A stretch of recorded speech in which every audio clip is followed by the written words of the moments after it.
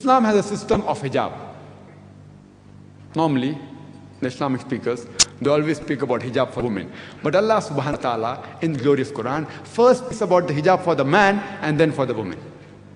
The Quran says in Surah Nur chapter number 24 verse number 30 that say to the believing man that he should lower his gaze and guard his modesty. Whenever a man looks at a woman and any brazen thought comes in his mind, any unashamed thought comes in his mind, the Quran says he should lower his gaze. There was once my friend who was a Muslim who was staring at a girl for a long time. So I told him, brother, what are you doing? It's not allowed in Islam. So he told me, our beloved Prophet said, the first glance is allowed, the second is prohibited. I have not yet completed half my glance. What did the Prophet mean by saying the first glance is allowed, the second is prohibited? That doesn't mean you can look at a woman and for 10 minutes you can look at her without blinking, and stare at her without blinking for 10 minutes. What the Prophet meant, that if you look at a woman unintentionally, don't intentionally look at her again, stare at her again. The next verse speaks about the hijab for the woman.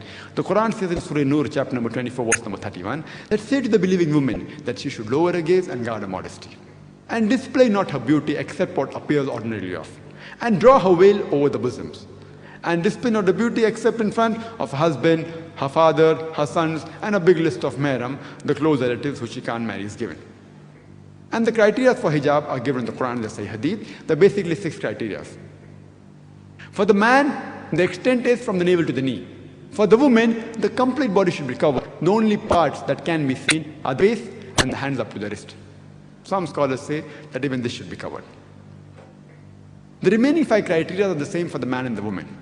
The second is, the clothes they wear, it should not be so tight that it reveals the figure. Third, it should not be transparent so that you can see through. Fourth, it should not be glamorous so that it attracts the opposite sex. Fifth, it should not resemble that of the unbeliever. You cannot wear a sign of Christianity like a cross. You cannot wear a Om or Tika, which is the sign of Hinduism. Don't wear clothes which are identity of an unbeliever. And the last is, do not wear clothes that which resemble the opposite sex. In the Western world, we have men wearing one earring. It has certain significance, one earring. Such things are prohibited in Islam.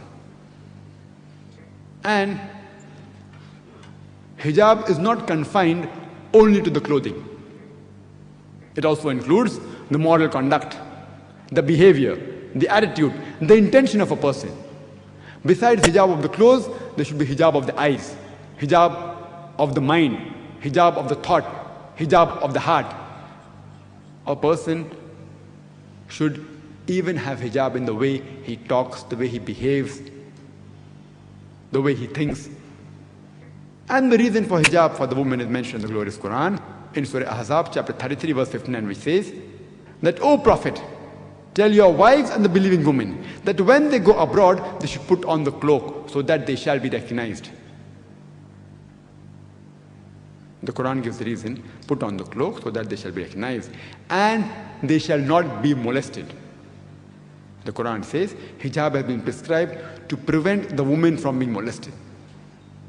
For example, if there are 2 sisters who are twins and who are very beautiful, they are walking down the streets of KL, Kuala Lumpur, and one twin sister, she is wearing the Islamic hijab.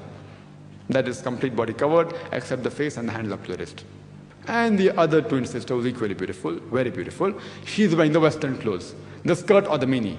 And they're walking down the street, and around the corner there is a hooligan, there is a ruffian who's waiting for a catch, who's waiting to tease a girl. I am asking a question, which girl will he tease? Will he tease the girl wearing the Islamic hijab, or will he tease the sister who's wearing the skirt or the mini? Which girl will he tease?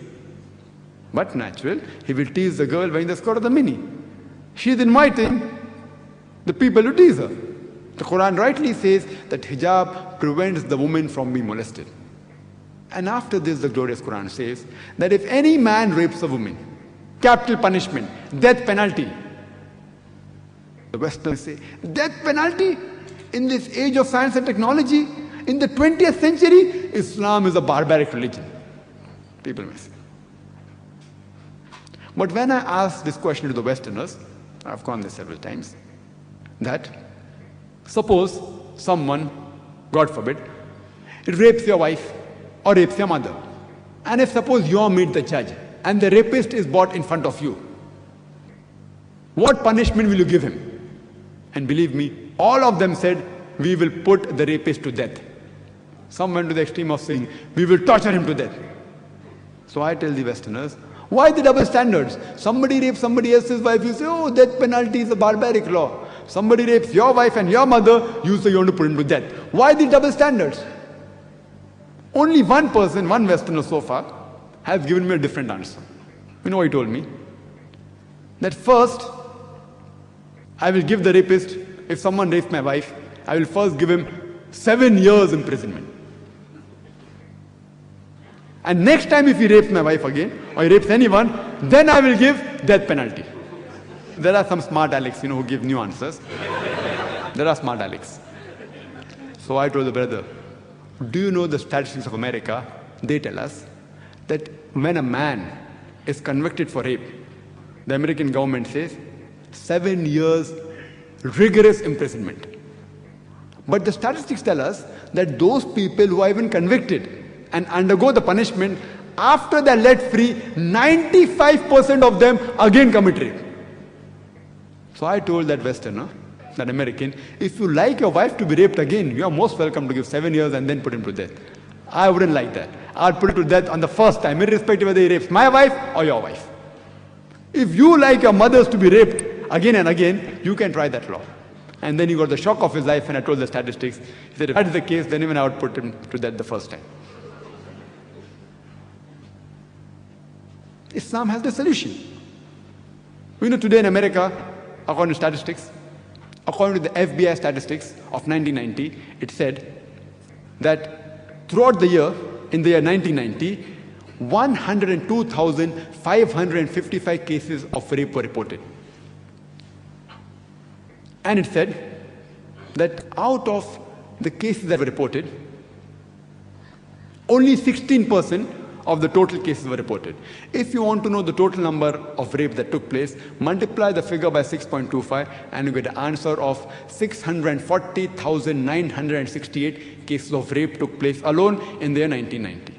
If you divide this figure by 365, the number of days, every day on average in the year 1990, 1,756 rapes took place. I read another statistics later on, which said that every day more than 1,900 cases of rape take place in USA alone. The year was not given, maybe it was 92, 93, the Americans got more bold, 1,900. That means every 1.3 minutes, one case of rape is taking place. I'm here since more than last time. Already, more than 40 rapes may have taken place in USA. I'm here for 1 hour, and 40 rapes may have taken place in USA. And the statistics of FBI, 1990, continue then says that out of those cases that were reported, 16%, out of those reported, 10% were arrested. That means 1.6% of the rapists, they were arrested. Out of those arrested, 50% were let free before the trial. That means only 0.8% of the rapists, they underwent a trial.